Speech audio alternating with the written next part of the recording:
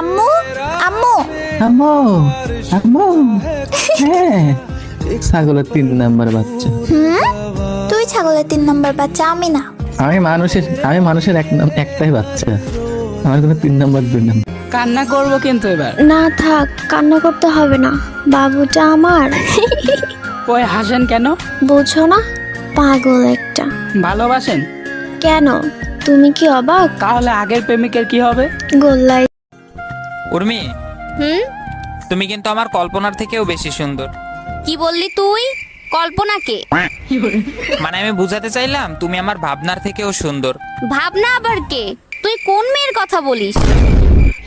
আরে আমি অন্য কারো কথা বলি না, আমি তো তোমার প্রশংসা করলাম। আজব মিথ্যা কথা বইলো না, বলো কোন মেয়ের কথা বলছো?